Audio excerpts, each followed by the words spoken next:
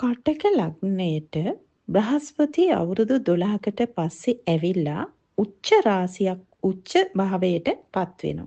මේ උච්ච භාවයට පැමිණීම සිංහ ලග්නයට බලපාන්නේ කොහොමද කියලා අපි අද කතා කරමු. සිංහ ලග්නයේ 12 වෙනි ස්ථානය තමයි කටක රාශිය කියලා කියන්නේ. එතකොට ඔබේ 12 වෙන්නට තමයි සිංහ ලග්නයේ අයගේ මේ බ්‍රහස්පති බලපෑම සිද්ධ වෙන්නේ. ඒක ඔබට මෙන්න මේ ආකාරයට බලපානවා. පිටරට රස්සාවල් හරියනවා. උසස් අධ්‍යාපනය හොඳට සාර්ථක කරගන්න පුළුවන්. සංචාරවලට සුපිරියටම හරියන කාලයක්. ගුරු උච්ච නිසා විදේශ ගමන් වලින් ලාභ ලැබෙන්න, ගෞරව එන්න හේතුවක් බවට පත් වෙනවා.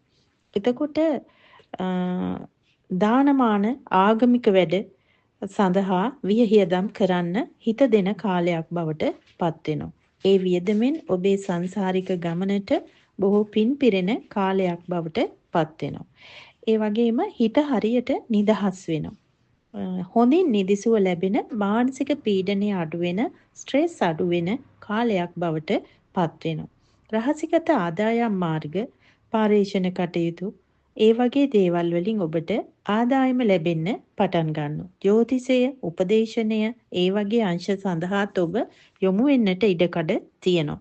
උසස් අධ්‍යාපනයේ සඳහා අදහස් කරනවා නම් උපදේශනීය වැනි අංශයන් පිළිබඳව, මනෝවිද්‍යාත්මක උපදේශනීය වැනි අංශයන් පිළිබඳව ඔබේ අධ්‍යාපන කටයුතු සාර්ථක කරගන්න ඉදිරි වර්ෂය හේතු වෙන්න පුළුවන්.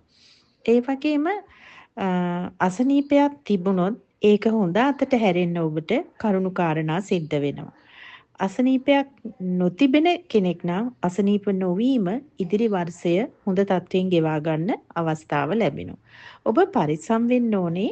හේතුවක් නැතුව අධිකව සල්ලි වියදම් වෙනවා වගේ ඔබට දැනෙන්න පුළුවන්. මොකද ගුරු උච්ච නිසා ඔබ ලොකු ආඩම්බරයකුත් එක්ක තමයි ඉදිරි වර්ෂය ගත කරන්නේ. ඔබට ලොකු ආත්ම ශක්තියක් ලැබෙනවා. එතකොට ඔබ වියදම් කරන්න පෙළඹෙන්න පුළුවන්. ඒවා පාලනය කරගන්න.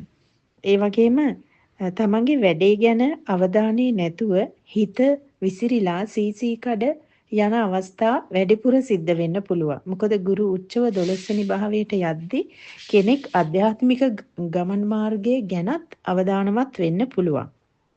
සිතිවිලි වේගවත් වෙනවා. එතකොට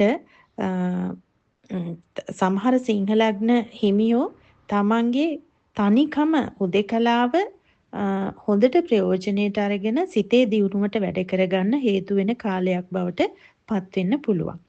එතකොට ගුරු ඉන්න තැන ඉඳන් ඒ කියන්නේ ගුරු ඉන්නේ දැන් ඇවිල්ලා 12 වෙන්නේනේ 12 වෙන්නේ ඉඳගෙන බලද්දී සිංහ ලග්නයට 4 6 8 මෙන්න මේ තැන්වලට ගුරුගේ දෘෂ්ටිකත්වයේ අර 12 වෙන්නේ ඉඳගෙන දකිනවා.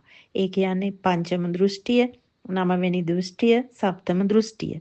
මේ දෘෂ්ටි හතරෙන් බලද්දී නැකත් 3ක ගමන් කරන මේ ගුරු ග්‍රහයා ඔබට මෙන්න මේ වගේ ඵල ලබා දෙනවා. gedara සතුට, ඉඩම්, වාහන මිලදී ගැනීම, gedara කෙනෙක්ට සෞඛ්‍ය වියදමක් කරන්නත් ඔබට සිද්ධ වෙන්න පුළුවන්.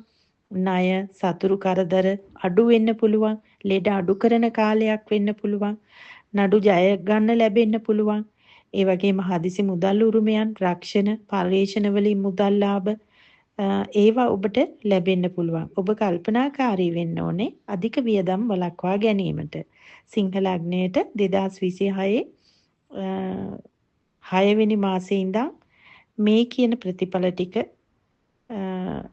ඉදිරි වර්ෂයක් පුරා, ඒ කියන්නේ 27 වර්ෂයේ කොටසක් ඔබට අයිති වෙනවා මේ පලාපලයේ සඳහා. මේ විදියට ඔබට බලපෑම් සිද්ධ වෙන්න පුළුවන්. තෙරුවන් සරණයි.